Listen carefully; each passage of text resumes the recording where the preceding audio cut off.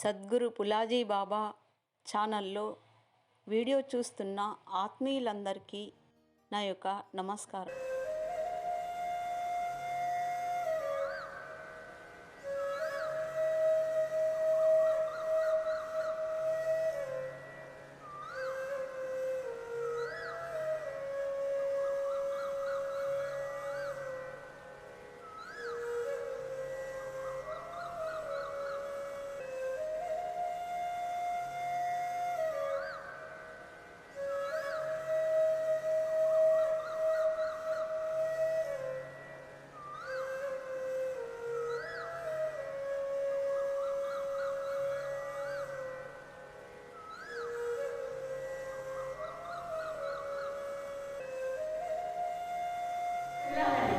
వీళ్ళేమో ఇట్లా అరే ఈ లోపల అవుతుందండి ఏమన్నా ఎన్ని ప్రేమ అనేది ఎట్లన్నా నేను వెళ్తాను చెప్పిన సరదాగా రమ్మని చెప్పిన వెళ్తామన్నారు. అక్కడ బిడ్డలు ప్రోగ్రామ్ తొందరగా స్టార్ట్ చేసిండ్రు. చాలా చాలా ఇదైంది. అయితే ఇక్కడ మందిర్ ఒక ముందు మేము చింతమండ వాడకట్లో ఉన్నాము. 22 ఏళ్ల కింద 25 ఏళ్ల కింద మాట ఇది. అంటే అప్పుడు బాబా అక్కడికి వచ్చారు. మహారాష్ట్ర వెళ్ళేటప్పుడు ఊళ్ళోకి దర్శనానికి పోయితే బాబా రండి అని అంటే వస్తున్నాను ఒకటే మాట అన్నా, ఒక్క మాటకే వస్తాను చెప్పేసింది. వస్తాను చెప్తే రాత్రికి పోయి రేపు వస్తాను చెప్తున్నాను. మేము ఇవాళ రాత్రికి నిర్మల్కి వచ్చేసినాం బాబా దర్శనం చేసుకోండి. రేపు ప్రొద్దున వస్తున్నారు బాబా. మీటింగ్కి వెళ్ళిపోయింది. బాబానేమో రేపు వస్తా అంటున్నారు. అరే ఎలా సారేమో అక్కడ ఉన్నాడు. ఫోన్ల మీద ఫోన్లు చేస్తున్నాయి. మా వాళ్ళ తమ్ముళ్ళు లేడని బాబా వస్తున్నారు ఎట్లా అన్నాడు. అరే వీళ్ళేమో ఇట్లా అంటున్నారు. నేనేమో అన్నీ రెడీ పెట్టుకుంటున్నా ఎట్లయినా కానీ బాబా వస్తే మంచి ఉంటాడు. ఫోన్ కూడా విశాఖపట్నం కలుస్తుంది. నైట్ ఎంత తెలియన్నది. అట్లా ఇట్లా చేసి 4 o'clock అయింది. 4 అయింది.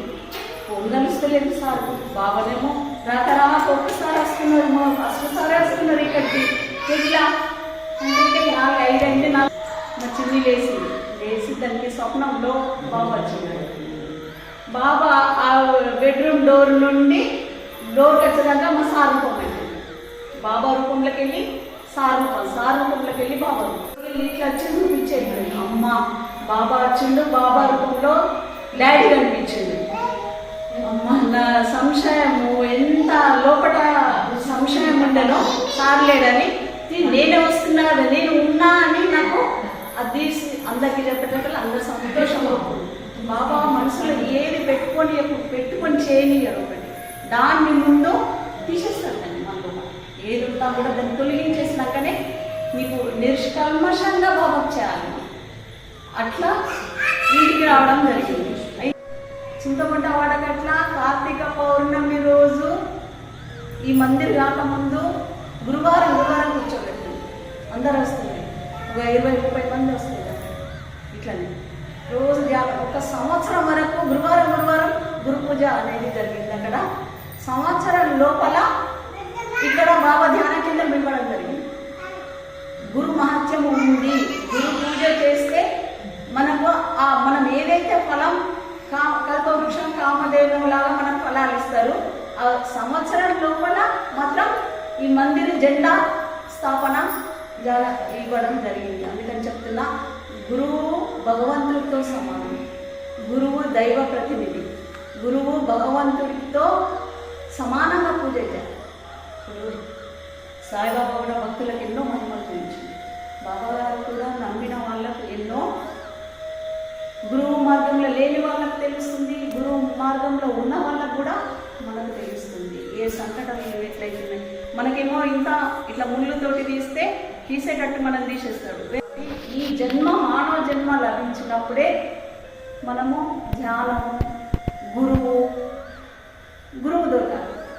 గురువు దొరకకపోతే మనిషికి దారి లేదు.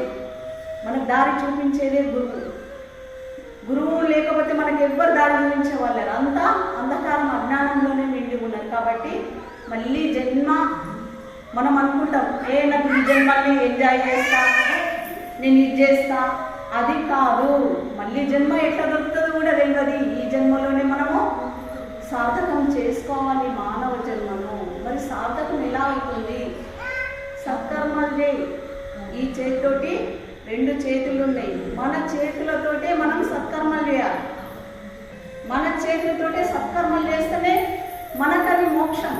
మనకు మానవ జన్మం మళ్ళీ ఏ జన్మ అంటే కోటానుకోట్ల జన్మలు వేస్తారో తెలియదు. అందుకని మంచి సత్కర్మలు చేయాలి. మళ్ళీ పూజలు ఆదివారం తింటాము, సోమవారం పూజ చేస్తాము, మంగళవారం తింటాము, బుధవారం అయ్యప్ప చేస్తాము, గురువారం సాయిబాబా చేస్తాము, శుక్రవారం అంటే మనలో ఎలా అంటే ఒక్కొక్క వారం ఒక్కొక్క దేవుడు ఉన్నాడు. నేను నమ్ముకున్న గురువారం తినకుండా ఇక శుక్రవారం తినచ్చు. కానీ భగవంతుడు లేని రోజు ఉన్నదా? ఒకటి గురువారం ఉన్నాడు, శుక్రవారం ఉన్నాడు, శనివారం ఉన్నాడు, ఆదివారం ఉన్నాడు. అన్ని వారాలు భగవంతుడియే. ఏ ఒక్క వారం భగవంతుడి పేరు చెప్పొద్దని బాబా. గురువారమే ఉన్నాడా అన్నాడు బాబా. గురువారమే బాబా, గురువారం భగవంతుడు ఉన్నాడా? ఒకటే రోజు ఉన్నాడా? మళ్ళీ వారం లేదా అన్నాడు. అంటే మనం గురువారం ఒక్క పొద్దు పడతాం, గురువారం బాబా మందిర్ కొత్త పడ్డాం కదా.